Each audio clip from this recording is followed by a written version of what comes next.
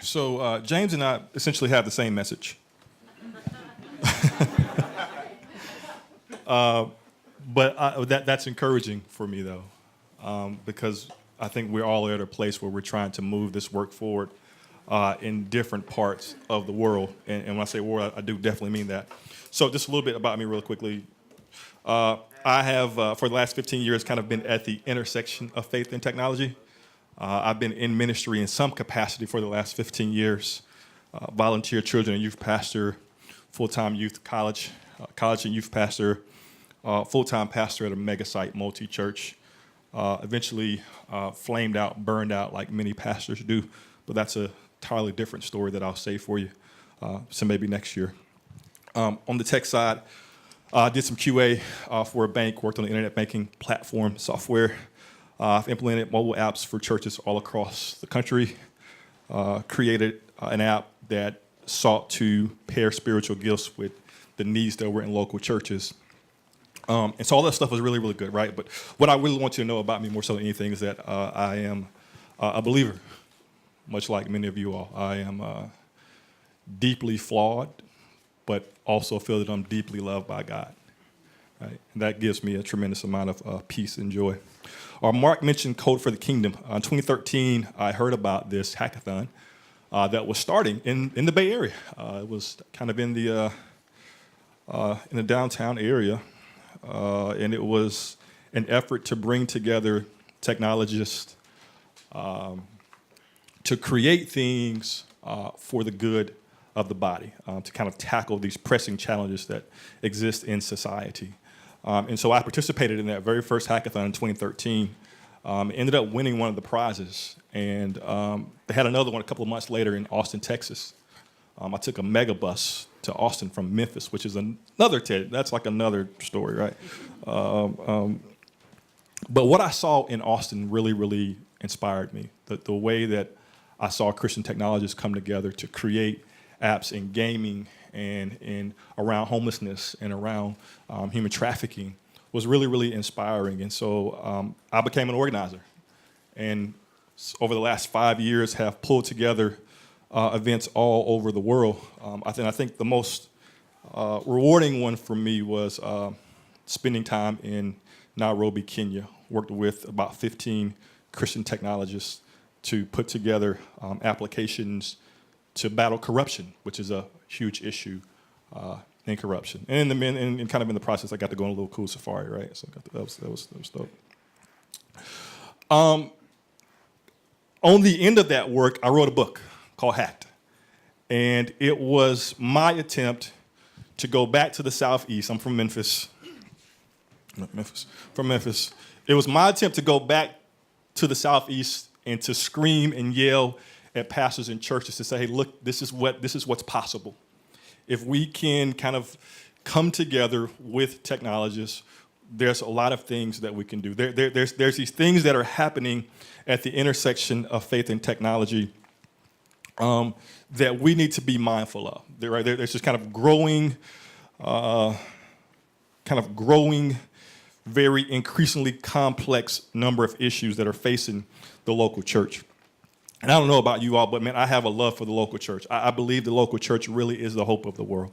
I believe the local church is needed right now in so many ways, right? And as we think about the ways in which people form community, the ways in which homelessness, the church tries to tackle that, the way in which the church tries to deal with scripture engagement and prayer and other habits of spiritual disciplines, there's this kind of really interesting set of things that are happening right now that I think the church needs to kind of be mindful of. And kind of what I'm seeing right now is kind of same thing that James saw. What I'm seeing right now, what I was seeing was really no conversation. I was seeing pastors who were going to code school and technologists who were going to seminary. And I was like, that's great. You could do that. I'd love for you to go to seminary or code school. But I think there's another way to do this, right? And I want to read this, and I want us to kind of think on this for a minute. I've been doing a lot of research and a lot of reading around collaboration. And this quote really, really kind of stands out. It says, in dealing with an increasingly complex world, we have two choices. Our first choice is to see the world as simpler. Our second choice is that we can increase the complexity of our own perspective to the extent necessary to meet the challenges. This means that we, as solution seekers, can choose to focus on a piece of the problem and tackle just that piece, or we can engage multiple stakeholders to craft solutions that are complex enough and possess the various perspectives and resources necessary to adequately address the challenges. And so my work right now with Code for the Kingdom and beyond that, it's the same work that James does. It's to say, can we pull pastors and technologists together? Because I believe those two have very unique perspectives and they can help each other in really interesting ways, as James already mentioned, right? And I believe that coming together, there's a couple of things we can do. That we can leverage the power of technology to encourage individuals and families to be more generous, right? Which is something that churches need. We can build user experiences that redefine the giving experience for patients. We can create technologies that deal with the social issues that we see in our society. We can help believers develop more rich and personal and very powerful ways in which they become more like Christ. And I'm seeing this play out all over the world. All over the world, we're seeing when pastors and technologists come together, amazing things happen. Some of the apps that I have seen have just been really, really mind-blowing in the way that they get people to think about the scripture, think differently about prayer. And so when these two groups come together, we see that the value that they have, particularly for the tech-minded church leaders, is that they understand the importance of prayer and scripture reading and journaling. And they also understand the struggle that comes with being consistent in those things, right? Because we all say, yeah, we know we should pray. We know we should be reading. We know we should be journaling. And for some of us, we're able to do that consistently. But for many of us, that happens in spurts, right? Pastors also understand the messiness of community. That yes, we should definitely be in community with one another, but that comes with so many other challenges. But on the other side of that, you have technologists who understand how technology is transforming habits and behaviors. You have technologists who understand how technology is creating community and how it is connecting us and how it is transforming behaviors. And so with the two of these groups coming together, we're now able to create technologies that deal with those things.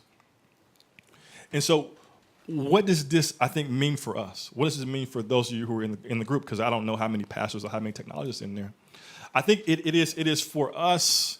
You know, James said something that was so key, and I've heard this in so many hackathons. There are people who came to the hackathon who were sitting kind of on the margins, kind of timid, not sure if they should get in. And when I would go and engage with them, and I say, hey, man, what brought you here?